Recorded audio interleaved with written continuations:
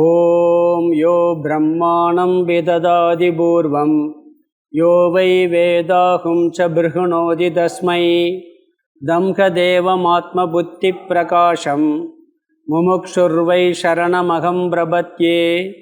ஓம் நமோ பிரம்மாதிப்யோ பிரம்ம வித்யா சம்பிரதாய கர்த்ருப்யோ வம்ச ரிஷிப்யோ மகத்யோ நமோ குருப்யக. சர்வோபப்ளவரஹிதக பிரஜானகணக பிரத்யகர்த்தோ பிரம்மைவாகமஸ்மி. ஓம் பிரம்மானந்தம் பரமசுகதம் கேவலம் ஞானமூர்த்திம் த்வந்த்வாதீதம் ககனசத்ருஷம் தத்வமஸ்யாதிலக்ஷ்யம். ஏகம் நித்யம் விமலமஜலம் சர்வதி சாட்சிபூதம் பாவாதீதம் திரிகுணரகிதம் சத்குரும் தம் நமாமி. குருர் பிரம்மா குருர் விஷ்ணு குருர் தேவோ மகேஸ்வரக. குரு சாட்சாத் பரம் பிரம்ம தஸ்மை ஸ்ரீ குரவே நமக. ஓம் சகனாவது இந்த முதல் ஸ்லோகம் சங்கரானந்த சொல்ல சொல்லுங்கள். அப்புறம் 170 படிக்கணும். ஓம் சகனாவவதோம்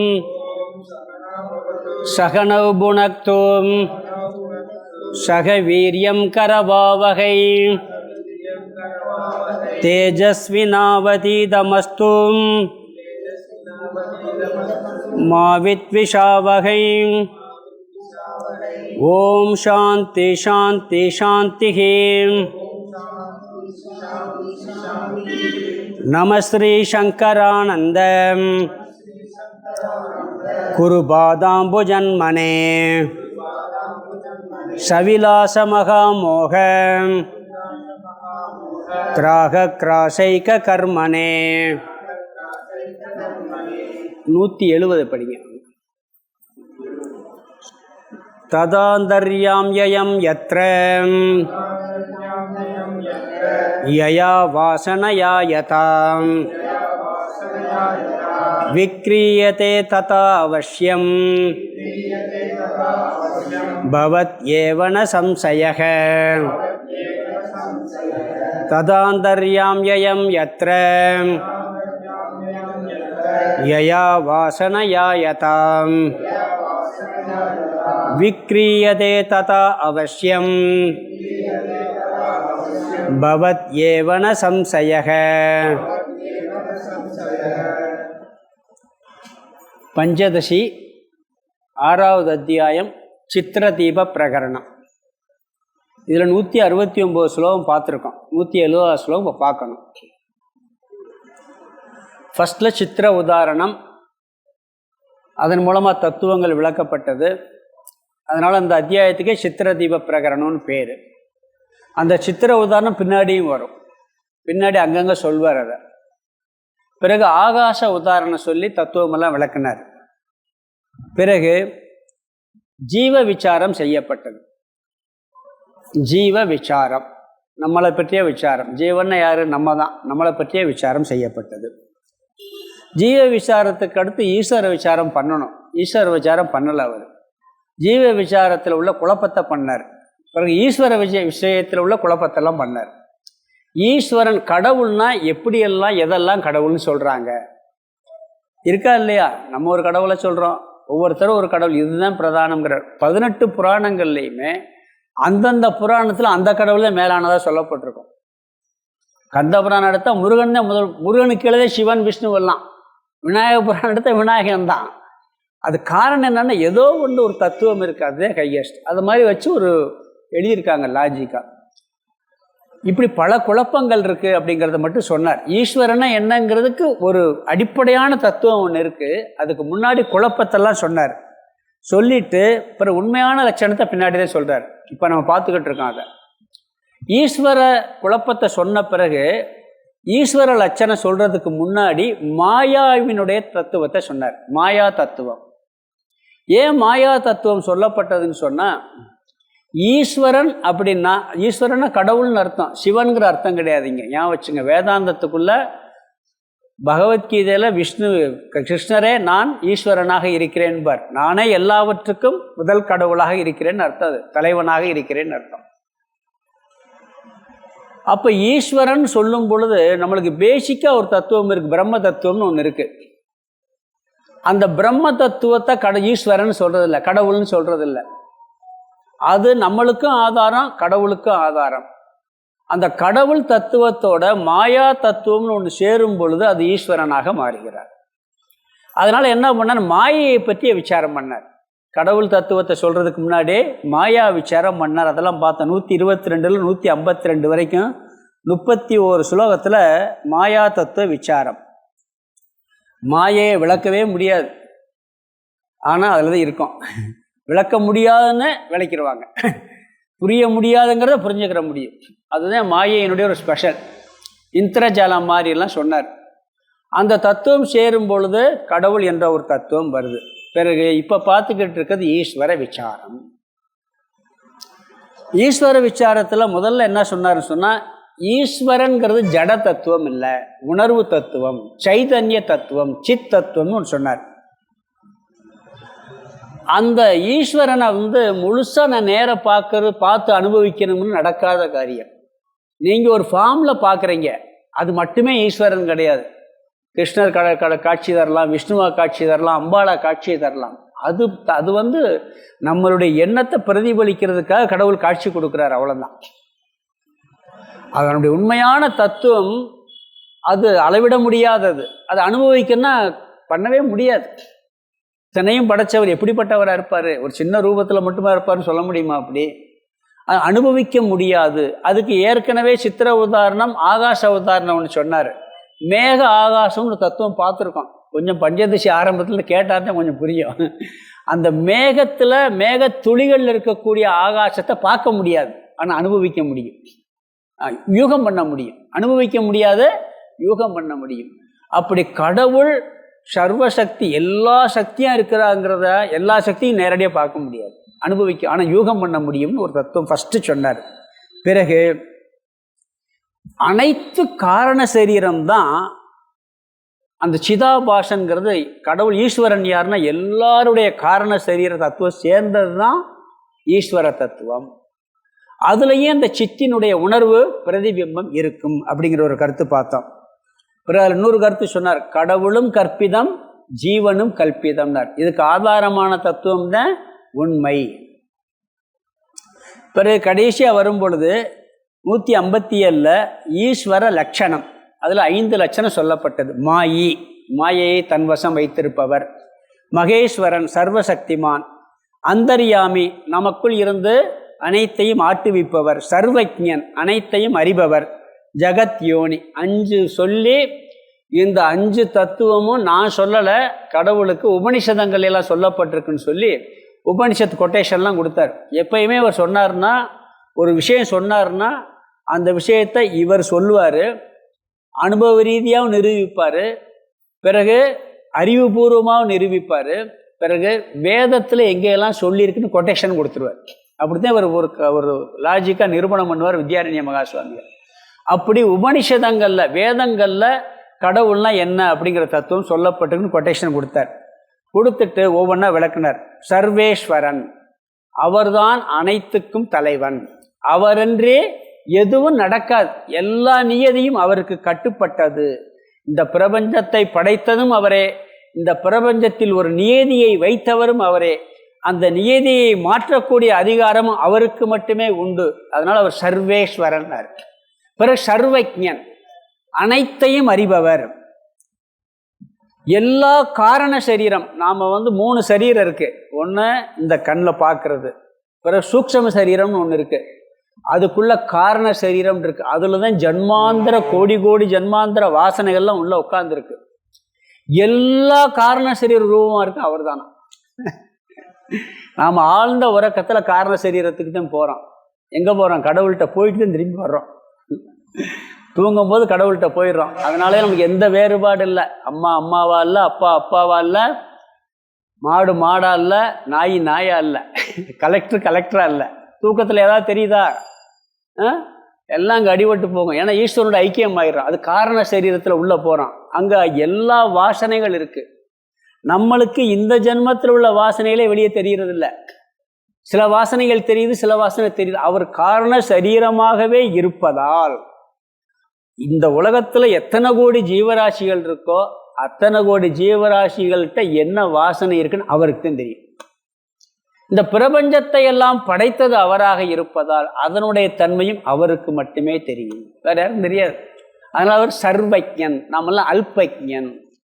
வாளறிவன்கிறார் வள்ளுவர். கற்றதனால் ஆயவயன் என்கள் வாளறிவன் நற்றால் தொழாரணின்கிறார். கல்வி கற்பது அறிவதற்கு. அந்த அறிவு எப்படிப்பட்ட அறிவாக இருக்கும்? அனைத்தையும் அறிபவனே அறியக்கூடிய அறிவாக இருக்குன்னு சொல்றார் அவர். வாளறிவன் அனைத்தையும் அறிந்தவன், நம்மள அல்பஜன். இது பார்த்தா 161. பிறகு நம்ம காரண சரீர வாசனைக்குள்ள நம்மளுக்குள்ளதான் பகவான் இருக்காரு, இருந்தாலும் நம்ம அனுபவிக்க முடியாது, யூகம்தான் பண்ண முடியும்னார். அதாவது ஒவ்வொரு புத்தியிலையும் வெளிப்படும் போது பார்க்குறோம், அவ்வளோதான். அப்போது ஒவ்வொரு உள்ளுக்குள்ளேருந்து வெளிப்படுறாரு, அப்போ உள்ளே இருக்கார் அப்படிங்கிறத யூகம் பண்ணலாம் பார்த்தோம். பிறகு 3வது அவருடைய லட்சணம் அந்தர்யாமி. சர்வேஸ்வரன் சர்வஜன். சர்வேஸ்வரன் அனைத்துக்கும் அவர்தான் எல்லா சக்தியும் உள்ளவர். பிறகு எல்லாவற்றையும் அறிந்தவர். 2, எல்லாவற்றையும் ஆட்டுவிக்கும் சக்தி, பிறகு எல்லாவற்றையும் அறியும் சக்தி. இது 2 அவர்கிட்ட இருக்கு. அந்தர்யாமி. அவர் அந்தர்யாமின்னா காரண சரீரத்துக்கு உள்ள இருக்கார், அதிலிருந்து வெளிப்பட்டது சூக்ஷ்ம சரீரம். அதில் விஞ்ஞானமய கோஷம், மனோமய கோஷம், பிராணமய கோஷம்லாம் இருக்குது. இதெல்லாம் நம்ம இந்த தத்துவபோதம் படித்தோன்னா புரியும். இந்த உடல் வரைக்கும் வந்திருக்கு. அதுக்கு உள்ளேயும் இருந்து எல்லாத்தையும் பார்த்துக்கிட்டு இருக்கிறது யாருன்னா அவர் தான் அந்தர்யாமி. உள்ளே இருந்து எல்லாவற்றையும் ஆட்டுவிப்பவர். அந்தர்யாமினா உள்ளுக்குள்ள இருந்து எல்லாவற்றையும் ஆட்டுவிப்பவர். பிறகு அதுதான் புத்தின்னு சொல்கிறது. விஞ்ஞானமய கோஷத்தை புத்தின்னு சொல்லுவோம். அந்த புத்திக்குள்ளேருந்து செயல்படுறாரு, புத்தியவே உடலாக வைத்துள்ளார். பிறகு அந்த புத்தியிலிருந்து செயல்பட்டாலும் புத்தியினால் அறிய முடியாதவராக இருக்கிறார். இதுக்கு நம்ம வேதத்துல எல்லாம் கொட்டேஷன் பார்த்தோம். அந்தர்யாமி பிரமாணம் சொல்லி பிரகதாரண்ய உபநிஷத்தில் இருக்கு. கண் எதனால் பார்க்கிறதோ அந்த கண்ணால் அதை பார்க்க முடியாது. காது எதை அறிகிறதோ அதை காது அறியாது. காது எதனால் கேட்கப்படுகிறதோ அதை காதுனால கேட்க முடியாது. இப்படி எல்லா விஷயமும் பார்த்தோம். எல்லா சரீரத்துக்குள்ளேயும் இருக்காரு, எல்லாத்தையும் ஆட்டு வைக்கிறாரு. ஆனால் அதனால் அதை பார்க்க முடியாது. அதுக்கு உதாரணம் இதுதான். கண்ணுனால எல்லாத்தையும் பார்க்குறோம், அந்த பார்க்குற பொருள் கண்ணை பார்க்காது. அது மாதிரி கண்ணை நாம் பார்க்குறோம், உள்ளுக்குள்ள ஒரு சக்தி பார்க்குது, அதை கண்ணு பார்க்காது. இப்போ இந்த வாட்சை கண்ணு பார்க்குதா இல்லையா? வாட்சை கண்ணு இது கண்ணு அறியுமா? கண்ணுனால் இதை அறிகிறோம், இது கண்ணை அறியாது. கண்ணை நான் அறிகிறேன், என் கண்ணு நல்லா தெரியுது, கண்ணு நல்லா தெரியலை. இப்போ கண்ணை மூடி இருக்கேன், கண்ணு விழிச்சிருக்கேன், எனக்கு லைட்டாக தெரியுது, மங்களாக தெரியுது, இதெல்லாம் நான் அறிகிறேன். அது கண்ணு என்ன செய்யுதுங்கிறத நான் அறிகிறேன், கண்ணுனால அதை அறிய முடியாது. இப்படி எல்லாவற்றையும் இயக்குபவர் அவர்.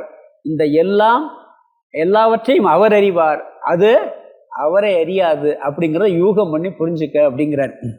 பிறகு அந்தர்யாமி அப்படிங்கிறதுக்கு இன்னொரு உதாரணம் சொன்னார். துணி, நூல். துணி பூரா என்ன இருக்கு? நூல்னே இருக்கு. துணியில் என்ன இருக்கு? நூலை தவிர வேறு எதுவுமே இல்லை. அப்படி துணிக்குள்ள நூல் இருக்கு, ஆனால் நம்ம துணின்னு சொல்கிறோம். அது மாதிரி எல்லாவற்றுக்குள்ளும் ஈஸ்வரனை எல்லாமாக மாறி இருக்கின்றார். அதனால என்ன சொல்றாங்க? அது மாதிரி அவர் உள்ளுக்குள்ள அவர் தான் மாறி இருக்கார். நூலே துணியா இருக்கிறது மாதிரி ஈஸ்வரனே எல்லாமாக மாறி இருக்கின்றார். அதனால ஒரு உள்ளுக்குள்ள எல்லாத்துக்குள்ள யார் இருக்காருன்னு கேட்டால் கடவுள் தான் இருக்கார் அப்படிங்கிற தத்துவம் பார்த்தோம். பிறகு போன கிளாஸில் பார்த்தது சுருக்கமாக சொல்லிட்டு வர்றேன். இதே கருத்தை இன்னொரு விதத்தில் விளக்குனார் 166. அதாவது காரண சரீரம் ஒன்றுலேருந்து ஒன்று வெளியே வந்திருக்கு. நூல்லேருந்து துணி வந்துச்சு, அப்போ துணியிலேருந்து சட்டை வந்துச்சு. சட்டைக்கு காரணம் துணி, துணிக்கு காரணம் நூல், நூலுக்கு காரணம் பஞ்சு, பஞ்சுக்கு காரணம்னு கேட்டால் பூமியை சொல்லலாம். இல்லை அப்படியே கேட்டு போனால் அது ஒரு எண்டு போய் முடிஞ்சிடும், அதுக்கு மேலே போக முடியாது. இப்படி ஒரு 2-3 அனுபவத்தில் பார்க்கலாம். அதுக்கு பிறகு அனுபவத்தில் பார்க்க, ஆனால் ஏதோ ஒரு காரணம் இருக்குங்கிறத யூகம் பண்ண முடியும். அப்படி போனால் எங்கே போய் முடியுதோ அதுதான் ஈஸ்வரன். அன்னைக்கு உதாரணம் சொன்னேன். நம்மளுடைய முன்னோர்கள் 4 தலைமுறை பார்க்கலாம், தெரிஞ்சிருக்கலாம். 4 தலைமுறைக்கு முன்னாடி தெரியுமா? அம்மா அப்பா யாராவது தெரியுமா? தாத்தாவுக்கு தாத்தா தெரியுமா? பேர் கூட தெரியாது. ஆனால் அவர் இல்லாமல் நம்ம வந்திருப்போமா? நீங்கள் கணக்கு பண்ணி பாருங்கள். நம்மளுக்கு 10,000 வருஷம் கூட நம்மளுக்கு இதில் சரித்திரம் கிடையாது, தெரியலை. நம்ம 1 கோடி வருஷத்துக்கு முன்னாடி கூட நம்மளுடைய முன்னோர் இருந்தால் தான் நாம் வந்திருக்க முடியும். இது யூகம் பண்ண முடியுதா, முடியலையா? 1 கோடி நமக்கு எது என்ன நடந்துச்சுன்னு தெரியும், ஆனால் இல்லாமல் வந்திருக்க முடியாதே. இது உண்மையா இல்லையா? இது அனுமானம் பண்ண முடியுதா, முடியலையா? அப்படி எங்கே போய் ஒரு தத்துவம் முடியுதோ அதுதான் கடவுள். அங்கேருந்த எல்லாம் வந்திருக்கு அப்படிங்கிற கருத்தை பார்த்தோம். பிறகு இதெல்லாம் எப்படி எது வரைக்கும் இருக்குன்னு சொன்னால், இந்த காரண காரியங்கிறதெல்லாம் நாம் ஒரு 2-3 படிகளுக்கு தான் பார்க்க முடியும். அதுக்கு மேலே நம்மளால் பார்க்க முடியாது, அனுமானம்தான் பண்ண முடியும். ஆகவே எல்லாவற்றுக்குள்ளும் அவரே உபாதான காரணமாக இருக்கிறார் என்பதை அனுபவ ரீதியாக சுருதியின் மூலமாகவும் அறிவுபூர்வமாகவும் புரிந்துகொள். அனுபவிக்க முடியாது. அனுபவிக்கிறது 2-3 ஸ்டெப்பு தான் அனுபவிக்க முடியும். அதுக்கு பிறகு இருக்கணும்னு புரிஞ்சுக்கிறோம். தாத்தாவுக்கு தாத்தா இருப்பார்னு பார்க்க முடியாது, ஆனால் அறிவுபூர்வமாக யோசனை பண்ண முடியுமா இல்லையா? அப்படி தெரிஞ்சுக்க. அதுக்கு மீறி போனால் வேதத்தில் எல்லா பிரமாணம் இருக்குது, வேதத்தை வச்சு நீ நம்பு அப்படின்னு சொல்லி சொன்னார். பிறகு கடைசி அதுக்கு ஒரு கொட்டேஷன் சொன்னார். பிருகதாரண்ய உபனிஷத்தில் எஸ்ய சர்வாணி பூதானி சரீரம்னு ஒரு வாக்கியம் இருக்குது. அதை வச்சுக்கிட்டு அந்தர்யாமி என்ன அப்படிங்கிற கருத்தை கூறினார். அதில் நூலே துணியாக இருக்கிறது. இங்கே நூலுக்கு உடல் எதுன்னு சொன்னால் துணி, நூலுக்கு உடல் துணியா. அது மாதிரி ஈஸ்வரனே எல்லாமா இருக்கிறதுனால ஈஸ்வரனுக்கு உடல் எதுன்னா இந்த பிரபஞ்சம் அனைத்தும். நாம் எல்லா சரீரம் என்ன? ஈஸ்வரனுடைய சரீரம். விஸ்வரூப தரிசனத்தில் அதையும் காமிக்கிறார். அவருக்குள்ளே தானே எல்லாமே இருக்கும். பகவத்கீதையில் விஸ்வரூப தரிசனத்தில் எல்லாத்தையும் அதையும் காமிப்பார். இது 168 பார்த்தோம். பிறகு இந்த சுதந்திரம் அப்படிங்கிற ஒரு கருத்து வந்துச்சு. கடவுளுக்கு மட்டுமே சுதந்திரம் உண்டு, மற்ற யாருக்கும் சுதந்திரம் இல்லை. துணியை மடிக்கும்போது நூலை மடித்தா துணி மடிஞ்சுதான் ஆகும். நூலை விரித்தா துணி உள்ளே இருக்குது. உண்மையிலே என்ன துணியாக விரிக்கிறோம்? துணியை விரிக்கும் போது உண்மையிலே எங்கே விரிக்கிறோம்? நூல் தான் விரியுது. நூல் திக்காக இருந்தால் துணி திக்காக இருக்கும், நூல் சிவப்பாக இருந்தால் துணி சிவப்பாக இருக்கும். இல்லை நூல் மட்டும் சிவப்பாக இருக்கட்டும், நான் கருப்பாக இருக்கேன்னு துணி சொல்ல முடியாது. நூல் என்ன வடிவமோ, என்ன பாலிஸ்டர் நூல்னா பாலிஸ்டர் துணி, காட்டன் நூல்னா காட்டன் துணி. துணிக்கு சுதந்திரம். நூல் எப்படியோ அப்படித்தான் துணி. அது மாதிரி கடவுள் எப்படியோ அப்படித்தான் நாம். இங்கே தான் ஒரு கொஸ்டின் நிப்பாட்டினேன். என்ன கொஸ்டின்? நம்மளுக்கு சுதந்திரம் இல்லைன்னா சுயமுயற்சியினால் என்ன பலன்? சுயமுயற்சின்னு சொல்கிறோமே, கர்மயோகம் அதானே. செயல் செய்ய உனக்கு உரிமை உண்டு, பலனில் உரிமை இல்லை. அப்போ சுயமுயற்சியை பண்ண வேணாம்ல. நம்மாட்ட உட்காந்து அவர் தான் ஊட்டி விடணும் கடவுள். நான் எதுவும் செய்ய மாட்டேன், அவரே செய்கிறாருன்னா கையிலேருந்து சாப்பிட சொல்லி சொல்கிறதும் அவர் தான். இதை ரொம்ப சட்டில் பாயிண்ட். இதில் கவனமாக புரிஞ்சுக்கணும். இதை இன்னும் ஒரு 5-6 ஸ்லோகம் போனாத்தேன் இந்த சுயமுயற்சி கடவுளுடைய செயல்பாடா சுயமுயற்சியா அப்படிங்கிறதுடைய தத்துவம் புரியும். ரொம்ப கவனமாக புரியலைன்னா தப்பாக எடுத்துக்கிடுவான். தப்பு செய்கிறத மட்டும் என்ன பண்ணுவான்? எல்லாம் கடவுள் செயல், நான் செய்யலைன்னு சொன்னால் தப்பு செய்கிறத மட்டும் அவர் செஞ்சாருன்றுவான். நல்லது செஞ்சதெல்லாம் நான் செஞ்சேன்னு சொல்லுவேன். செய்யணுமா இல்லையா? அதே மாதிரி தண்டனை வாங்கும் பொழுது கடவுள் தண்டனை வாங்குறாரு, நம்ம ஏற்றுக்கிறணும். இப்போ தப்பு செஞ்சிடறான், தப்பு செஞ்சு நான் செய்யலை, கடவுள் தான் தண்டனை செஞ்சாருன்னு சொல்லிடுறான். அதுக்கு ஒரு தண்டனை கிடைக்குது, நான் அனுபவிக்கலை, கடவுள் தான் அனுபவிக்கிறாரு. அந்த அடியை வாங்கிறது கடவுள்ட்டு வாங்கிக்கிறணுமா இல்லையா? அங்கே செய்ய மாட்டான். பொதுவாக என்னன்னு சொன்னால் எல்லாவற்றுக்குள்ளும் சைதன்ய சுரூபமாக அவர் தான் இருக்கார். அந்த சுய முயற்சியை செய்ய வைப்பதும் அவர். நம்மளுடைய எல்லாம் பின்னாடி வரப்போகுது, அது பின்னாடி போகும்போது பார்ப்போம். அங்கே இதெல்லாம் பார்த்தோம். இப்போ 170வது ஸ்லோகத்தில் பார்க்கணும்.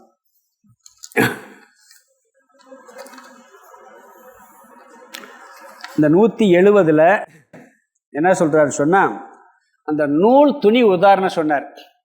169ல் நூலும் துணி. நூல் எப்படியோ அப்படித்தான் துணி இருக்கும். துணிக்கு சுதந்திரம் கிடையாது, நூலுக்குத்தான் சுதந்திரம் உண்டு. நூல் எப்படியெல்லாம் இருக்கோ அதுபடியே துணி அமையும். அது மாதிரி கடவுள் எப்படியோ அப்படித்தான் இந்த உலகம். நம்மளும் அப்படித்தான். ஏன்னா உள்ள யார் இருக்கா? அவர் தான். அவர் விருப்பப்படி தான் நம்ம செயல்பட முடியுமே ஒழிய அவர் விருப்பம் இல்லாமல் எதுவுமே செயல்பட முடியாது. நூல் துணி உதாரணத்தை கம்பேர் பண்ணி இங்கே சொல்கிறார். அவர் நூல் எப்படி மாற்றத்தை அடைகிறதோ அதுபடியே துணி மாற்றத்தை அடையும். அது மாதிரி கடவுள் மாற்றத்தை அடைய விரும்பினால் எல்லாம் மாறும். அவர் மாறினா நாம் மாறுவோம், அவர் மாறலைன்னா நாம் மாற மாட்டோம். ஒரு குரு வந்து சிஷ்யன்ட்ட கேட்டாராம், எப்படிப்பா இருக்குன்னு கேட்டாராம். நீங்கள் என்னை எப்படி வச்சுருக்கீங்களோ நான் அப்படி இருக்கேன் நானா. ஒரு குழந்தை எப்படி இருக்குன்னா அம்மா எப்படி வச்சுருக்கோ அப்படி தான் பிள்ளை இருக்குன்னு சொல்லுவாங்கல்ல. அது மாதிரி தான் நூலை போல சேலை, காயை போல பிள்ளை. அப்போ சந்தோஷமாக இருக்கலாம். நாம் என்ன பண்ணாலும் அவர் தான். நம்ம செய்கிறது காரணமெல்லாம் யார்? கடவுள் தான். அப்படி நினச்சி பேச நிம்மதியாக இருக்கலாம்ல.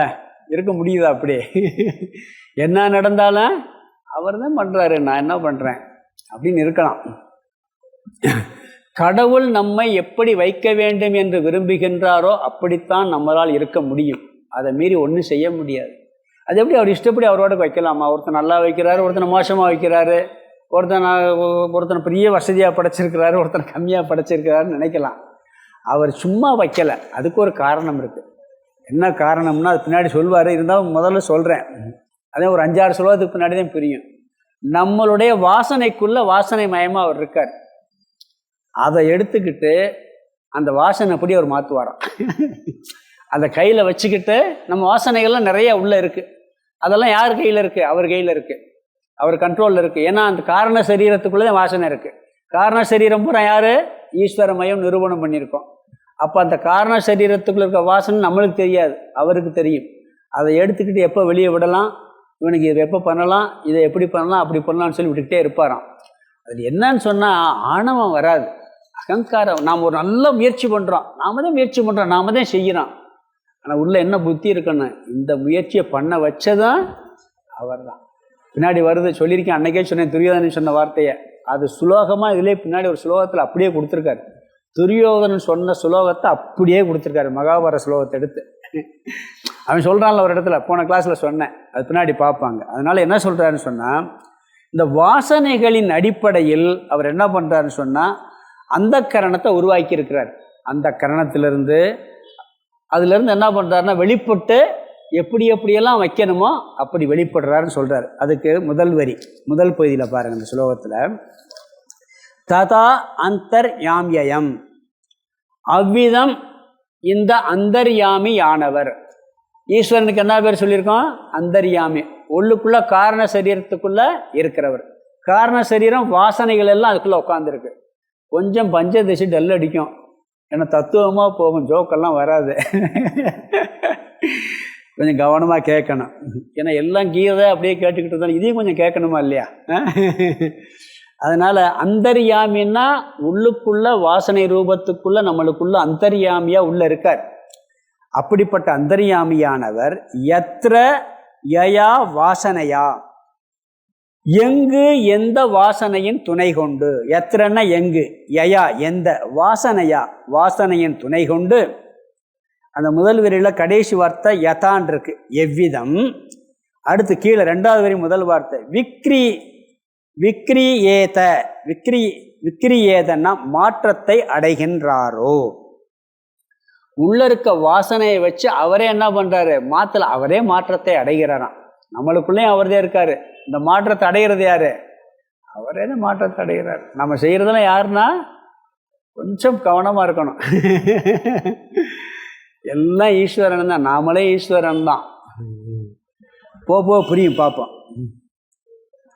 அதாவது காரண சரீரத்தில் உள்ள வாசனைகளின் அடிப்படையில் அந்த கரணத்தை உருவாக்குகின்றார். அந்த கரணம்னா சூக்ஷ்ம சரீரத்தை உருவாக்குகின்றார். சூக்ஷ்ம சரீரங்கிறது மனம், புத்தி, சித்தம், அகங்காரம் எல்லாம் சேர்ந்தது.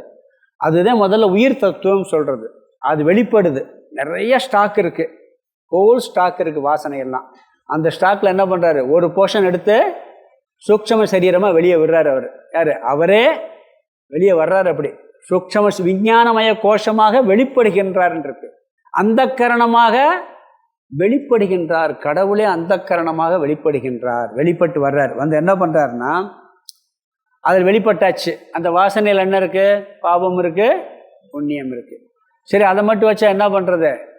அதை தீர்க்கணும்ல, பாவத்தை தீர்க்கணும், புண்ணியத்தை தீர்க்கணும். பிறகு என்ன பண்ணுறது? அதுக்காக பாவ புண்ணியம் தீர்க்கிறதுக்கு அதுக்கு உண்டான சூழ்நிலையை அவர் உருவாக்குறாராம்.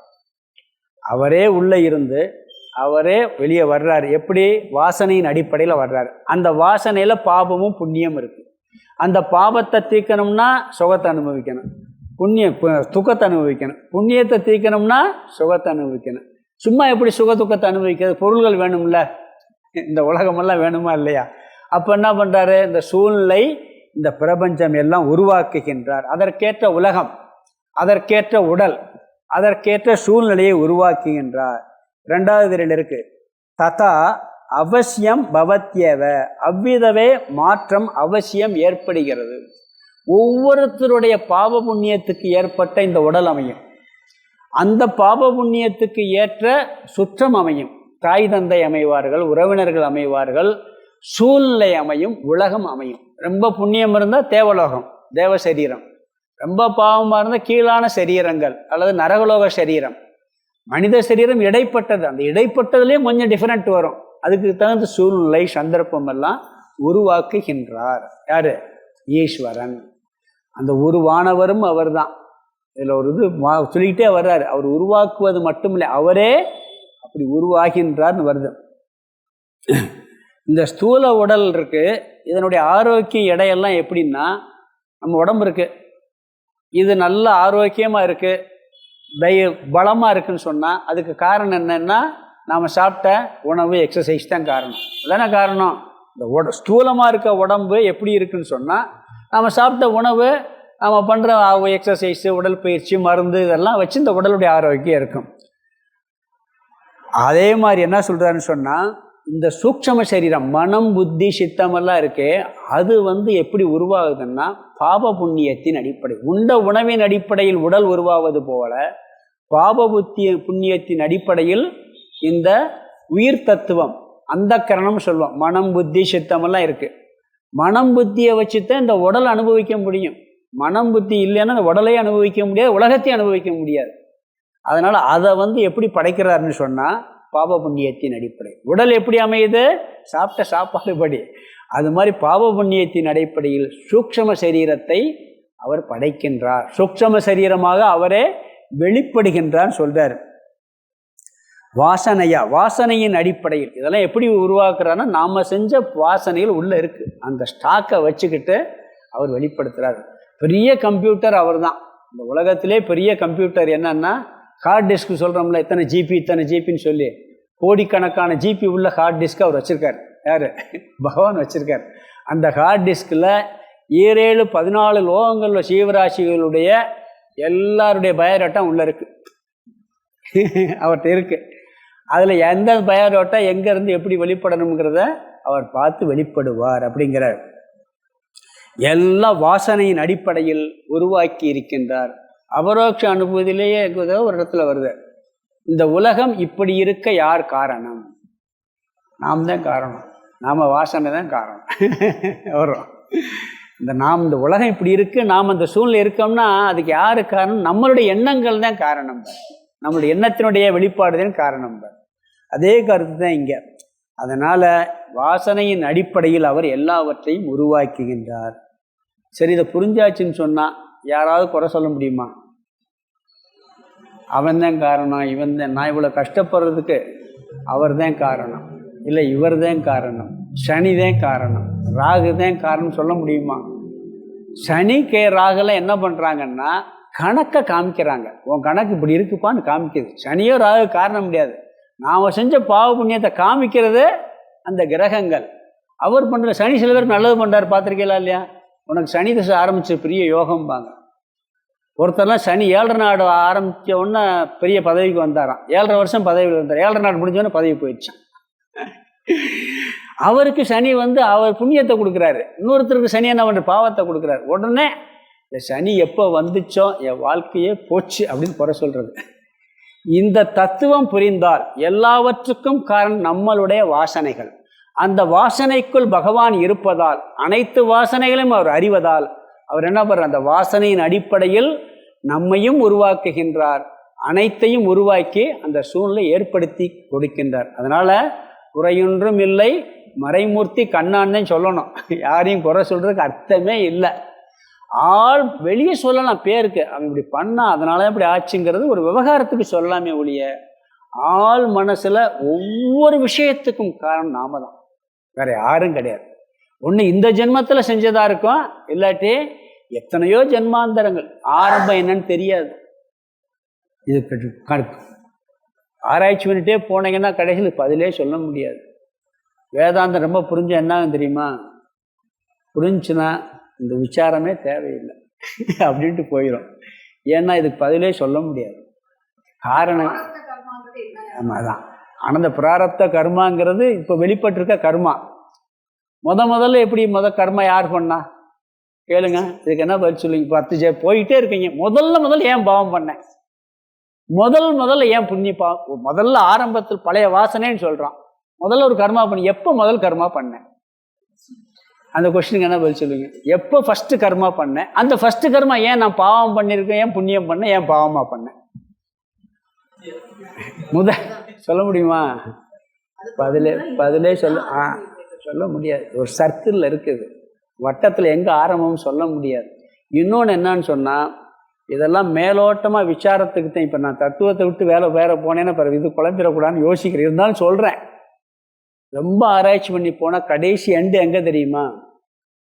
ஒன்று கூட உண்மை இல்லை. கனவு கண்டுக்கிட்டு இருக்கோம்.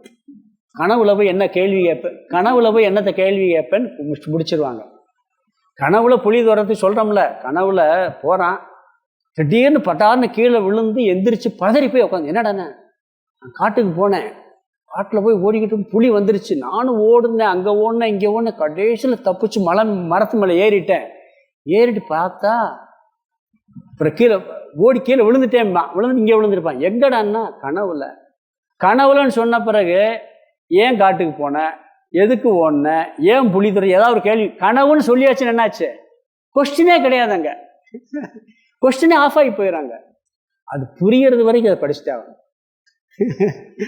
இது எல்லாம் மித்தியா, ஒரு மாயா தோற்றம் அப்படிங்கிறது ஆழமாக உள்ளே போய் உட்காரும் ஒரு காலத்தில். இப்பயே உட்காந்துருக்கோம், இருந்தாலும் பரவாயில்ல. அது புரிஞ்சுக்கணும். அதுக்காக விட்டுட்டு போக மாட்டான். எல்லாரையும் ஞானிக்கும் அஞ்ஞானிக்கும் வித்தியாசம் இருக்குது, அதில் பின்னாடி வருது. ஞானியும் செயல் செய்வான், அஞ்ஞானியும் செயல் செய்வான். இவனுக்கு ஆசை இருக்குது, அவனுக்கு ஆசை இருக்குது. ரெண்டுக்கு என்ன வித்தியாசம் சொல்ல போகிறார். ஞானிக்கும் ஆசை இருக்குது, ஞானிக்கு ஆசையே இல்லைம்மா, ஆசை இருக்கும் பாரு, அந்த ஆசை எப்படி வந்திருக்கும் பாரு. இவனுக்கு ஆசை, இந்த ஆசை எப்படி வந்திருக்கும் பாரு. வெளியே பார்த்தா வித்தியாசம் தெரியாது, ஆனால் ஆள் மனசில் ஒரு அமைதி, ஒரு ஆனந்தம். இதை கொஞ்சம் கொஞ்சமாக படித்து மேலும் மேலும் சிந்திக்க புரியும். ஒரே நாளில் புரிகிற விஷயம் கிடையாது.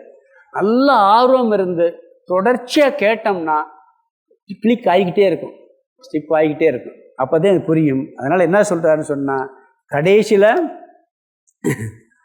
நம்ம யாரையும் குறை சொல்லாமல் ஏற்றுக்கிறணும், அதுதான் உண்மை.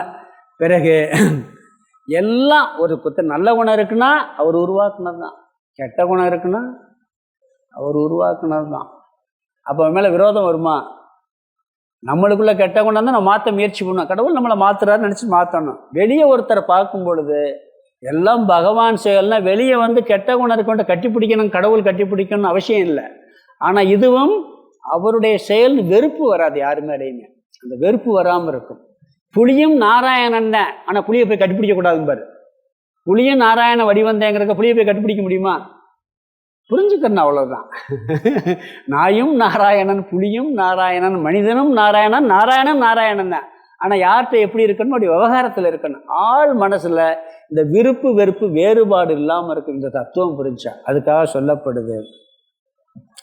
நாம் மாறணும்னா பகவானை வழிபடுறோம், நம்மளை மாற்றணும்னா மாற்றிடுவார். நம்ம சில நேரம் பாருங்கள், நம்மளை எரியாமல் முயற்சி பண்ணிக்கிட்டே இருப்போம், முயற்சி பண்ண முடியாது. சில நேரங்களில் பாருங்கள், டக்குன்னு சிம்பிளாக முயற்சி பண்ணிட்டு போயிடுவோம். அப்போ என்ன, அந்த நேரத்தில் பகவான் கொஞ்சம் நிப்பாட்டி வச்சுருக்காரு, இந்த நேரத்தில் கொடுத்து வச்சு. அதுக்காக நம்ம சும்மா இருக்கிறது இல்லை, செஞ்சுக்கிட்டே இருக்கோம்.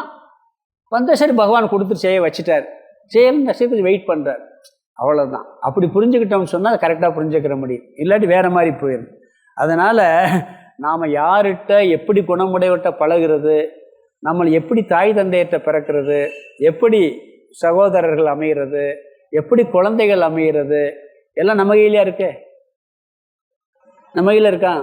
ஃப்ரெண்ட்ஸு கூட பழகிறத பார்த்து நம்ம கையில் இருக்குன்னு சொல்லலாம். அம்மா அப்பா நம்ம கையில் இருக்கா? நம்ம குழந்தைங்க நம்ம கையில் இருக்கா? எப்படிப்பட்ட எல்லாம் நம்ம கையில் கிடையாது.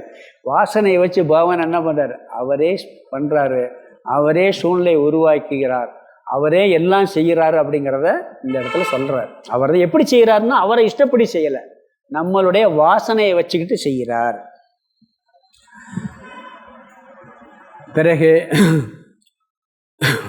ந சம்சயக, இந்த கருத்தில் உனக்கு நீ சந்தேகமே பட வேண்டாம். இதுதான் உண்மையான கருத்து, இதில் சந்தேகப்பட வேணாம்.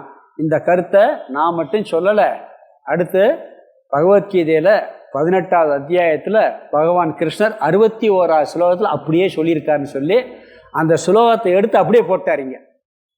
இந்த கருத்து இப்போ சொன்னார்ல, இந்த கருத்தை நான் சொல்லலை, எல்லாருக்குள்ளேயும் இருந்து நானே எல்லாத்தையும் செய்கிறேன்னு சொல்லியிருக்கேனே, இதை பகவான் கிருஷ்ணரே ஸ்லோகம் 18வது அத்தியாயம் 61 சொல்லியிருக்காருன்னு சொல்லி அடுத்த ஸ்லோகத்தில் அதை சொல்ல போகிறார்.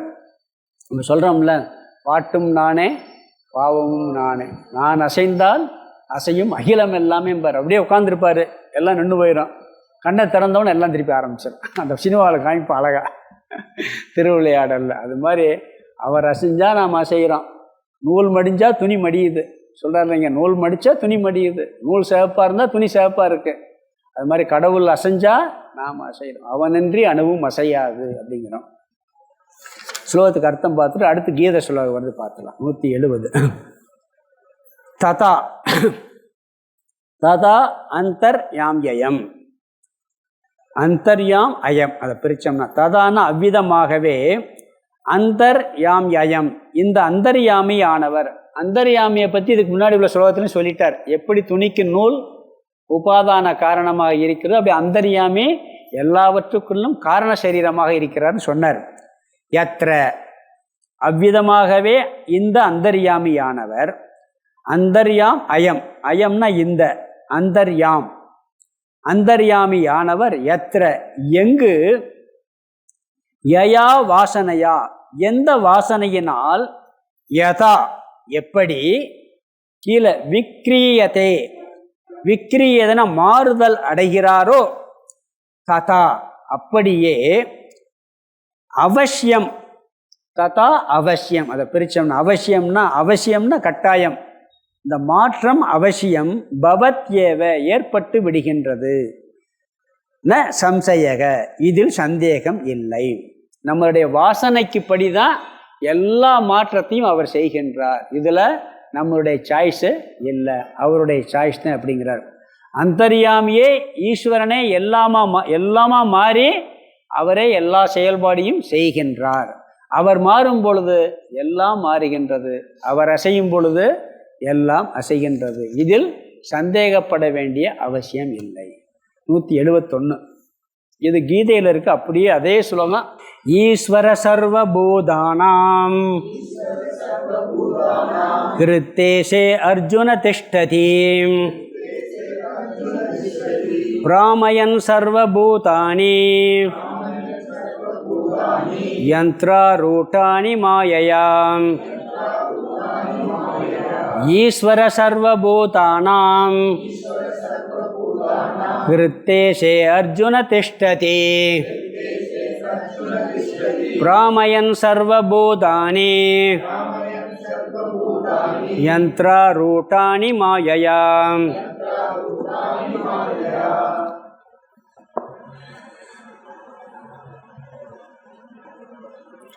அப்படியே அர்ஜுனன் பேர் இங்கே எப்படி வருது பார்த்தீங்களா?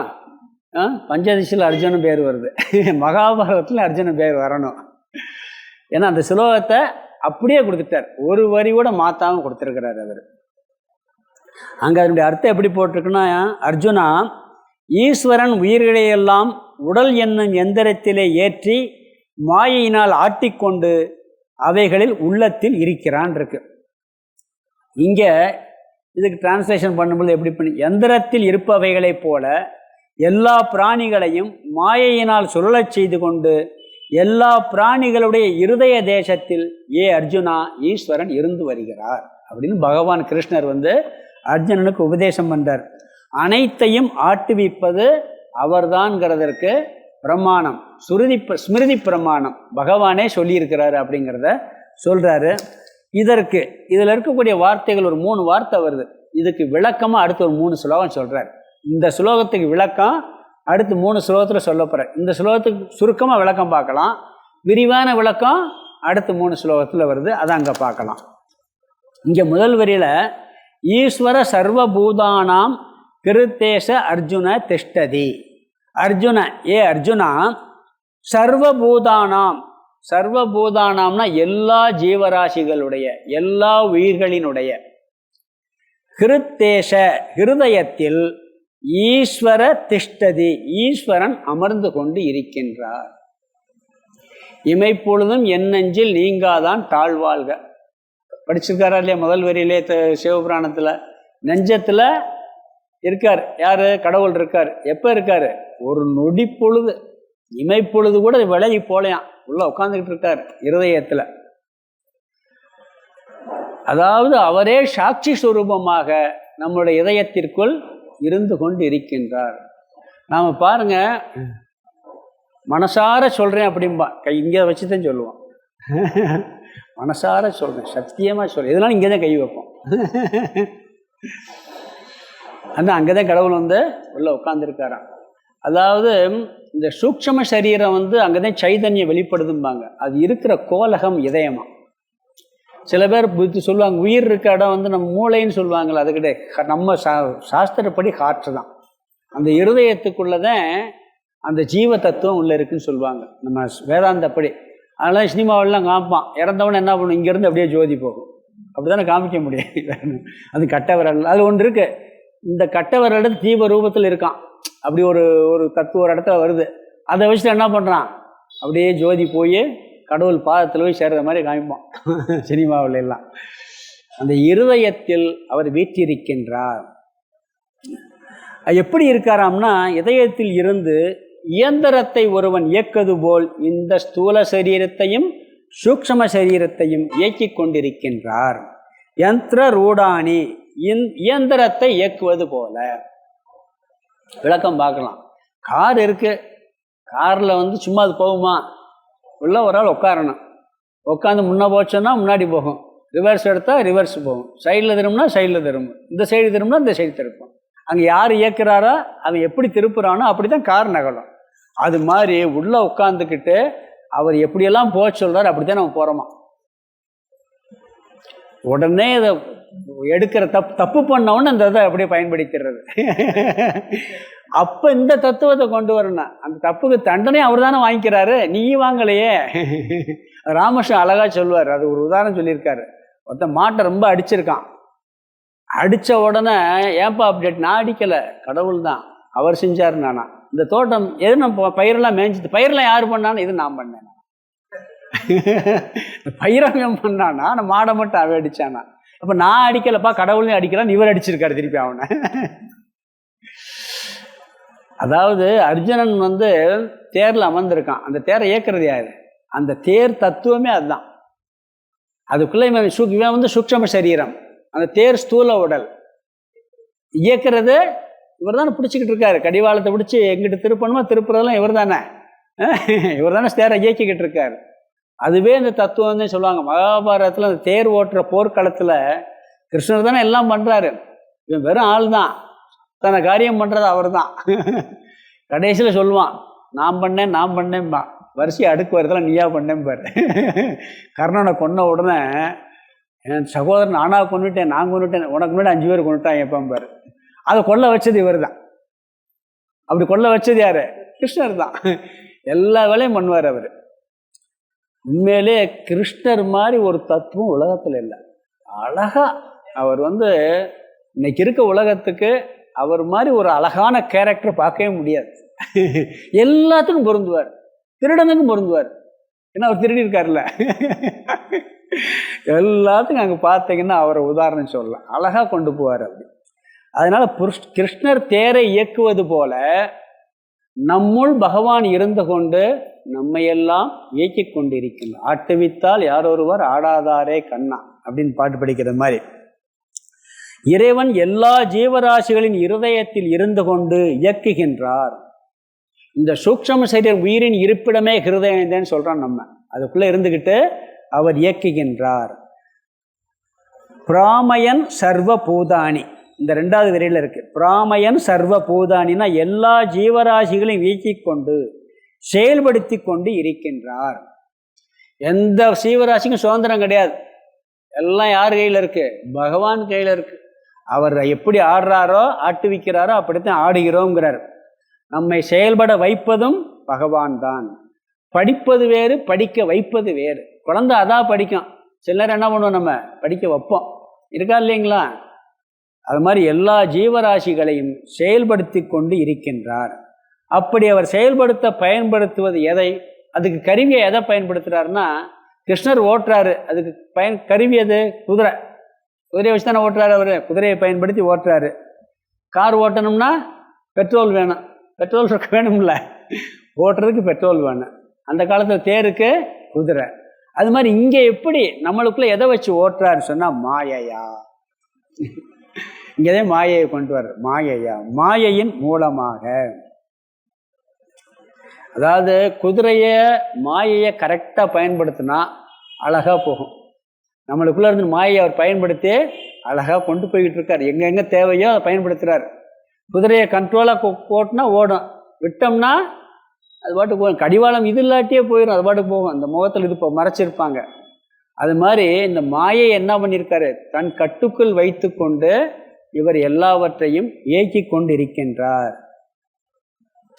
இந்த மாயை ஒரு வித்தியாசமான ஒன்று. அதை கடவுள்கிட்ட இருந்தால் அவரை பாதிக்கிறது இல்லை, நம்மகிட்ட இருந்தால் நம்மளை பாதிக்கிறது. நாமளும் மாயையை கையால் தெரிஞ்சிட்டோம்னா பாதிக்காது. பாம்புக்கு விஷம் எங்கே இருக்குது? அது நம்மகிட்ட வந்துச்சுன்னா செத்து போயிடுவோம். அதுட்டு இருக்கு சாகுதா பாம்பு? பாம்புக்குள்ளேயே தானே விஷம் இருக்குது, அது சாகுதா? அதை பாதிக்குதா? அதே விஷத்தை எடுத்து மருந்தாக பயன்படுத்துகிறாங்க, பார்த்துருங்களா இல்லையா? மாயையை எப்படி வேணாலும் பயன்படுத்தலாம். மாயையை கடவுள் என்ன பண்ணுறாரு? கட்டுக்குள்ளே வச்சு அவரை பாதிக்காதவள் பயன்படுத்துகிறார். நாமளும் ஞானம் வந்துருச்சுன்னா அந்த மாயை என்ன பண்ணலாம்? அழகாக ஹேண்டில் பண்ணி கொண்டு போகலாம். இந்த மயக்க மருந்தெல்லாம் கொடுப்பாங்க, அந்த ஆல்கஹால் இதெல்லாம், டாக்டர்ஸ் எல்லாம். அதை சாதாரண ஒருத்தன் சாப்பிட்டா அழிஞ்சு போயிடுவான். போதை இதையெல்லாம் டாக்டர் எப்படி பயன்படுத்துகிறாங்க? அவங்கவே அதவே கண்ட்ரோலாக பயன்படுத்துகிறாங்க, அது மருந்தாக பயன்படுத்துகிறாங்க. அது மாதிரி பகவான் மாயை என்ன பண்ணுறாரு? அவர் கண்ட்ரோலில் வச்சு கரெக்டாக கொண்டு போகிறாரு. நம்மளை என்ன பண்ணுது? மாயை ஆட்டி வைக்குது. நாமளும் அதை புரிஞ்சுக்கிட்டோம்னா அழகாக அதை மருந்து மாதிரி பயன்படுத்த முடியும். இங்கே என்ன சொல்கிறாருன்னா, மாயையின் மூலமாக அவர் எல்லாவற்றையும் ஆட்டி வைக்கின்றார். இது இந்த ஸ்லோகத்தினுடைய அர்த்தம். இதுக்கு விரிவான விளக்கத்தில் 3 வார்த்தை வருது. எந்திரம், எந்திரத்தில் அமர்பவன் போல. எந்திரம்னா எது எந்திரம்? எந்திரத்தில் உட்கார்ந்து இயக்குறதுன்னா யார் உட்கார்ந்து இயக்குறா? அது என்ன? அது என்ன தத்துவம்? பிறகு சர்வபூதானாம், எல்லா உயிர்கள், அந்த எல்லா உயிர்களுடைய தத்துவம் என்ன? இந்த 3 பற்றி 3 ஸ்லோகத்தில் சொல்ல போகிறார். அடுத்த ஸ்லோகத்தில் சர்வபூதானாம்ங்கிற விளக்க வருது. பிறகு மிச்சம் அந்த எந்திரம், எந்திரத்தை இயக்குதல், எந்திரா. பிறகு பிராமயன் சொன்னால் செயல்படுத்துகிற, சுழலச் செய்வது. இந்த 3 வார்த்தை இருக்குது. எந்திரத்தில் இயக்குதல் இருக்குது. அதில் எந்திரம் ஒன்று, எந்திரத்தை இயக்குதல்னு ஒன்று. அது ஒரே வார்த்தை, யந்திரா ரூடானின்னு இருக்குது. அதில் 2ஆக பிரிக்கிறார். எந்திரம்னா என்ன, எந்திரத்தில் அமர்பவன்னா என்ன. சர்வபூதானாம்னு ஒரு வார்த்தை வருது, எல்லா ஜீவராசிகளும் உள்ளே இருந்து கொண்டு. அதுக்கு என்ன அர்த்தம்? பிராமயன் இயக்குகின்றார், அது எப்படி, அதனுடைய தத்துவம் என்னன்னு சொல்லி 3 ஸ்லோகத்தில் அடுத்து சொல்ல போகிறாரு. அதை நாம் பார்ப்போம். பிறகு இதில் ஒரு முக்கியமான கருத்து வரப்போகுது. இந்த சுதந்திரமாக செயல்படுதல்னு சொல்கிறோம் பார்த்தீங்களா, ஃப்ரீ வில். இந்த ஃப்ரீ வில்லை பற்றி சொல்ல போகிறார், விளக்குவார். இப்போ சொன்னல, அப்போ கடவுளே எல்லாம்னா நம்ம சுதந்திரம் இருக்கா இல்லையாங்கிற கொஸ்டின் வந்துக்கிட்டே இருக்கும். அதையும் இதில் பின்னாடி என்ன கொண்டு போகிற அழகாக சொல்லி எப்படி சுதந்திரம் இருக்குது, எப்படி சுதந்திரம் இல்லைங்கிறதையும் கொண்டு விளக்க போகிறார். அதுவும் இந்த பின்னாடி வரக்கூடிய ஸ்லோகங்களில் வருது. அதை நம்ம அங்கே பார்க்கலாம். இந்த ஸ்லோகத்துக்கு அர்த்தம் பார்த்துடலாம். ஈஸ்வர சர்வ பூதானாம் கிருத்தேஷ அர்ஜுன. அர்ஜுனா, ஈஸ்வரன் சர்வபூதானாம், எல்லா ஜீவராசிகளுடைய கிருத்தேஷே, இருதயத்தில், இதயத்தில் திஷ்டதி அந்த கடைசி வார்த்தை இருந்து கொண்டு,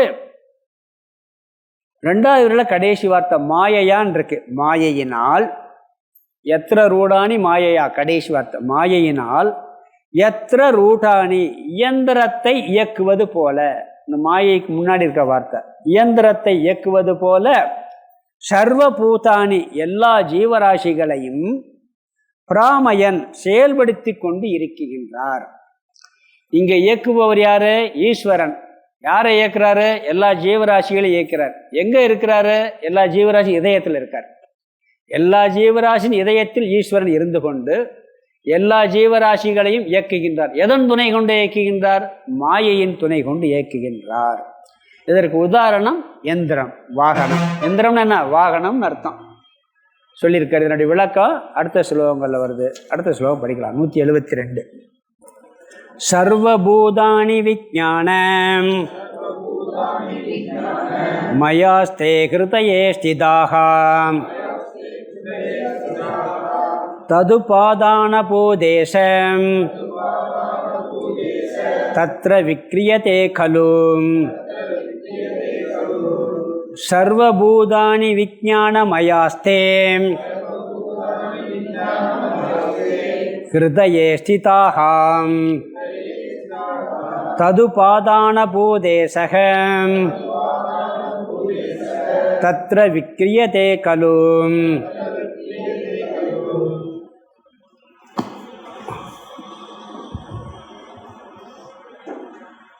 சென்ற ஸ்லோகத்தில் எல்லா ஜீவராசிகளினுடைய இருதயத்தில் இருக்கிறான்னு சொன்னார். அந்த எல்லா ஜீவராசிகள்ங்கிறத சர்வபூதானாம். அந்த சர்வபூதானாம்னா என்ன? ஜீவராசிகள்னா என்ன? எல்லா ஜீவர்கள்னா என்ன? அதனுடைய தத்துவம் என்ன அப்படிங்கிறத சொல்றார். எல்லா ஜீவராசிகளின் இருதயத்தில் என்றால் என்ன? இருதயத்தில் இருக்கிறார்னா எல்லா ஜீவராசிகளுக்கும் சாட்சியா இருக்கிறான்னு ஒரு அர்த்தம் இருக்கு. சர்வபூதானி, இதுல பாருங்க, சர்வபூதானி விஞ்ஞானமயா அப்படிங்கிறார். விஞ்ஞானமயாகா, அதாவது ஜீவன் சீக்குவல் டு விஞ்ஞானமயன்னு அர்த்தம். அதாவது ஜீவன்னாலே புரியுது, புரியலைன்னு சொன்னா அது புரிகிற வார்த்தையை சொன்னா பரவாயில்ல. ஜீவனுக்கு இன்னொரு புரியாத வார்த்தையை விஞ்ஞானமயன்னு சொன்னா எப்படி? ஜீவன் கூட புரிஞ்சிருது, விஞ்ஞானமயம் தான் புரியாது. விஞ்ஞானமயங்கிறது நம்மளுடைய சூக்ஷ்ம சரீரம். அதாவது நம்ம உடம்பை 3 சரீரமாக பிரிப்பாங்க. இந்த உடம்பு உள்ளே இருக்கக்கூடிய சூக்ஷ்ம உடம்பு, அந்த சூக்ஷ்ம உடம்புக்குள்ளே 3 இருக்குது. மனோமயம், விஞ்ஞானமயம், பிராணமயம் இருக்குது. அதில் விஞ்ஞானமயம், மனோமயம், பிராணமயம் இருக்குது. அந்த விஞ்ஞானமயங்கிறது அந்த அறிவு சுரம் புத்தி ரூபமாக இருக்கக்கூடியது. அதை என்ன சொல்கிறாரு? அந்த விஞ்ஞானமயத்தை ஜீவ தத்துவங்கிறார். இந்த சூக்ஷ்ம சரீரம் சொல்கிறோம் பார்த்தீங்களா. இன்னொரு உடம்பு காரண சரீரம், அதுதான் ஈஸ்வரன் சொல்லிட்டோம். எது? வாசனா ரூபத்தில் இருக்கக்கூடியது. அது மொத்த ஸ்டாக்கு காரணம். அதுலேருந்து என்ன பண்ணுது? முதல்ல வர்றது எது? விஞ்ஞானமய கோஷம், மனோமய கோஷம், பிராணமய. அதுலேருந்து பிறகு ஸ்தூல சரீரம் வருது. இது தத்துவம், நம்ம தத்துவ போதத்திலாம் படிச்சிருக்கோம். அதனால் அதெல்லாம் படிச்சுட்டு தான் வந்திருக்கோம்னு சொல்லி இவர் என்ன பண்ணிடுறாரு? டக்குன்னு ஜீவர்கள் சீக்குவல் டு விஞ்ஞானமயன் அப்படிங்கிறார். அது சூக்ஷ்ம பஞ்சபூத சூக்ஷ்ம சரீரத்தில் இருக்கக்கூடியது விஞ்ஞானமயம். புத்தியை சொல்லுவோம். ஆக்சுவலாக புத்தி இருக்கு பார்த்தீங்களா, புத்திக்கு விஞ்ஞானமயம்னு பேர். மனசுக்கு மனோமய கோஷம். இதுவா அதுவாங்கிற ஆசிலேஷன் தான் மனோமயம். இப்படித்தான் தீர்மானம் பண்ணக்கூடிய அறிவு வந்துச்சுன்னா அது பேர் விஞ்ஞானமயம்னு பேர். ஆனந்தமயம்ங்கிறது காரண சரீரம். ஆனந்தமய கோஷம் காரண சரீரம். பிராணமய கோஷம், மனோமய கோஷம், விஞ்ஞானமயம் சேர்ந்தது சூக்ஷ்ம சரீரம். பிறகு அன்னமய கோஷம், ஸ்தூல சரீரம். 3 சரீரத்தை 5 கோஷமாக பிரிப்பாங்க. அதில் ஒரு சரீரத்தை 3ஆக பிரிச்சிருவாங்க. அதில் விஞ்ஞானமய கோஷம், மனோமய கோஷம், பிராணமய கோஷம். இப்படி இந்த விஞ்ஞானமய கோஷங்கிறது தான் நம்மளுடைய ஜீவ தத்துவம்னு சொல்லுவோம். உடம்பு இருக்குது, ஆத்மா எல்லா இடத்துலையும் இருக்குது. அப்போ உயிர்னா என்ன அப்படின்னு கேள்வி வருதா இல்லையா? அந்த ஆத்மாவுடைய பிரதிபிம்பம் எங்கே இருக்கும்னா இந்த விஞ்ஞானமய கோஷத்துல வெளிப்படும். மற்ற உடம்பு ஸ்தூல உடம்புல வெளிப்பட்டுச்சுன்னு வச்சுக்கோங்க. இந்த சூட்சும சரீரம் போன பிறகு இந்த உடம்பு எந்திரிச்சு நடக்கணும். இப்போ எரிக்கிறோமா இல்லையா? ஏன் எரிக்கிறோம்? அந்த உணர்வெல்லாம் போயிடுச்சு. இல்லாட்டி எரிப்போமா? சாதாரண அது உள்ளே இருக்கும்போது சுட்டா நெருப்பட்டால் அவ்வளோதான், கையெடுத்து உதறி ஓடியாந்துருவோம். ஆனால் பிணத்தவே முழுசாக எரிக்கிறாங்க, சரீரத்தை ஏதாவது பண்ணுதா? ஏன்னா அந்த விஞ்ஞானமய கோஷம் வெளியே போயிடுச்சு. அதுதான் ட்ராவல் பண்ணுது. அதில் அந்த ஆத்மாவுடைய பிரதிபிம்பம் இருக்குது. அதுதான் ஜீவ தத்துவம்னாலே எப்படி அந்த உயிர் தத்துவம்னு சொல்லியாச்சுனாலே அங்கே விஞ்ஞானமய கோஷம் இருக்கு. அதுதான் நம்ம உயிருங்கிற வார்த்தையில் நம்ம பயன்படுத்திக்கிட்டு இருக்கோம். ஜீவன், உயிர், அதுதான் ட்ராவல் பண்ணும். அதுதான் பாவ புண்ணியத்தை சேர்க்கும். இந்த சரீரத்தை வச்சுக்கிட்டு எல்லாம் பண்ணுறது அதுதான், அனுபவிக்கிறது அதுதான். மனசு இல்லாட்டி இந்த உடம்பு வச்சு அனுபவிக்க முடியுமா? ஆழ்ந்த உறக்கத்தில் மனசு இல்லை, நம்ம எதையும் அனுபவிக்கிறது இல்லை, கோமா ஸ்டேஜில் அனுபவிக்கிறது இல்லை. ஏன்னா அனுபவிக்கணும் சூக்ஷ்ம சரீரம் வேணும் இந்த உடம்புக்குள்ள. அப்போ அந்த உணர்வு தத்துவம் வேணும். அந்த உணர்வு தத்துவத்துக்கு பேர் விஞ்ஞானமய கோஷம், அதுதான் ஜீவன் அப்படிங்கிறார். அது ஒடுங்கிருச்சுன்னா ஆனந்தமயத்துக்கு போயிடும், அது காரண சரீரம். அப்போ என்ன பண்ணிடணும்? ஈஸ்வரன்ட்ட போயிடுவோம். தினம் ஈஸ்வரன்ட்ட போயிட்டு தான் வந்துக்கிட்டு இருக்கோம். தினந்தோறும் கடவுள்கிட்ட போகிறோம், திருப்பி எந்திரிச்சு வர்றோம். அதனால அங்கே ஆனந்தமாக இருக்கும். கடவுள்கிட்ட போய் துக்கப்பட முடியுமா? தூக்கத்தில் போய் உட்காந்துடுறோம் அவர்கிட்ட. நான் ஏற்கனவே சொன்னேன், நம்ம ஃப்ரெண்டு ஒருத்தர் சொன்னார், பப்ளிகேஷனில் இருக்கும்போது, கவிஞர் நந்தலாலா. அவர் நைட்டெல்லாம் உட்காந்து பாடல் எழுதுவார், சினிமா பாடல் எழுதுவார். எங்கள் ஆஃபீஸில் தங்கியிருப்பார். சில நைட் வேலை பார்ப்போம், ஒரு 6, 12, 1 மணி 2 மணி கழித்து படுத்துருவார். முதல் நாள் கிளாஸ் கேட்டு வந்தோம், மாண்டூக்கிய உபநிஷத்தில் சாமி காரண சரீரம் கடவுளுடையது, ஈஸ்வரன் தான் காரண சரீரம், ஆழ்ந்த உறக்கத்தில் ஈஸ்வரன்ட்டு எல்லாம் ஐக்கியமாகணும்னு பேசியிருந்தார். இவரும் கிளாஸுக்கு வந்திருந்தார். மறுநாள் காலையில் எழுப்பினோடனே, ஈஸ்வரனோட ஐக்கியமாக்கிறது உங்களுக்கு பிடிக்கலையா, கொஞ்சம் விடுங்களேன் அப்படிங்கிறாரு. தூக்கத்தில் இருந்தால் அந்த ஈஸ்வரனோட ஐக்கியமாகிறது. ஏற்கனவே சொல்லியிருக்கேன் அதெல்லாம். அப்போ காரண சரீரங்கிறது ஆனந்தமய கோஷம், அங்கே அதனாலே ஆனந்தமாக இருக்கும். அங்கே வந்தாச்சுன்னா சூக்ஷ்ம, கனவுல பாருங்க ஸ்தூல சரீரம் கிடையாது, ஆனால் விஞ்ஞானமய கோஷம் மட்டும் வேலை செய்யுது. அப்போ ஸ்தூல சரீரம் இல்லை, அங்கேயும் இன்ப துன்பமெல்லாம் வருது. ஏன்னா அங்கே உணர்வு தத்துவம் வெளிப்படுது. அங்கே விழிப்பு நிலையில் இந்த உடலோடு சேர்ந்து வெளிப்படுது. அந்த ஜீவன் அப்படிங்கிறது அந்த விஞ்ஞானமய கோஷம். அந்த ஜீவ தத்துவத்தை இழக்கிற இடம் தான் காரண சரீரம். அங்கே போயாச்சுன்னா ஜீவன்கிற தன்மையே நம்மளுக்கு கிடையாது. எறும்பு, புழு, பூச்சி எதுவும் சொல்ல முடியாது. அங்கே போயாச்சுன்னா எறும்பு இல்லை, புழு இல்லைன்னு சொன்னில்ல, அம்மா இல்லை, அப்பா இல்லை, எலக்ட்ரிக் கிடையாது, எல்லாம் அங்கே ஒன்றாகிவிடும். திருடன் கிடையாது, கொடையாளி கிடையாது. காரண சரீரத்தில் போயாச்சுன்னு சொன்னால் எல்லாம் அங்கே ஐக்கியமாகிவிடும். இங்கே விஞ்ஞானமயம்னு ஆனந்தமயத்துலேருந்து விஞ்ஞானமயம் வந்தாச்சுன்னா ஜீவன் வந்துட்டான். அது எறும்பாக இருக்கலாம், புழுவாக இருக்கலாம், மனுஷனாக இருக்கலாம், தேவர்களாக இருக்கலாம். அதுதான் விஞ்ஞானமய கோஷம்தான் சர்வபூதானி. சர்வபூதானின்னா எல்லா உயிர்களும் விஞ்ஞானமய கோஷம்னு வரும்பொழுது ஜீவ தத்துவம் சொல்கிறான். அவர்கள், அந்த ஜீவர்கள் விஞ்ஞானமயமாகவே இருக்கிறார்கள். அந்தர்யாமிங்கிறது காரண சரீரத்தில் வாசனா ரூபத்தில் இருக்கு. அவர் தான் என்ன பண்ணுறாரு? விஞ்ஞானமயமாக வெளியே வர்றாரு. நூலே துணியாக பரிணமிக்கிறது மாதிரி காரண சரீரம் என்ன பண்ணுது? உள்ளே இருந்துட்டு வெளிப்படும் பொழுது விஞ்ஞானமயமாக வெளிப்படுகிறது. அது இருக்கக்கூடிய கோலகம் ஹிருதயம். இருதயத்திலிருந்து வெளிப்படுது. ஸ்திதா ஹிருதயங்கிறார், இருதயத்தில் இருக்கின்றன. 2வது தத் உபாதான பூத ஈசக, அந்த விஞ்ஞானமயத்திற்கே உபாதானமாக இருப்பவர் தான் ஈஸ்வரன், அந்தர்யாமி. ஈஸ்வரனே விஞ்ஞானமய கோஷமாக ஜீவர்களாக மாறிவிட்டார். கடவுளை என்ன பண்ணியிருக்காரு? காரண சரீரத்திலிருந்து, காரண சரீரங்கிறது ஈஸ்வரனுடைய தத்துவம், அங்கே தான் வாசனா ரூபத்தில் இருக்கிறார். அவர் என்ன பண்ணுறாரு? விஞ்ஞானமயமாக மாறுகின்றார். விதவிதமாக மாறி இருக்காரு. எப்படி மாறுறாரு? அதுக்கு காரணம் விதவிதமான வாசனைகள். எல்லா மனுஷனும் இருந்தாலும் கூட ஒரு மனுஷனுக்கு இன்னொரு மனுஷனுக்கு என்ன வித்தியாசம் இருக்குன்னு சொன்னால், நம்மளுடைய கர்மத்திற்கேற்ற வாசனைகள் உள்ளே இருக்கின்றது. அந்த வாசனைகளுக்கேற்றதாக ஒவ்வொரு விதமாக அவர் வெளிப்படுகின்றார்.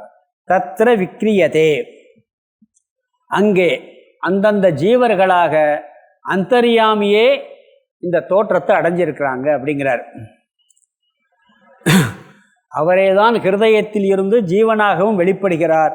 அவரே தான் ஆட்டுவிக்கின்றார். அவரே தான் ஆடுகின்றார்.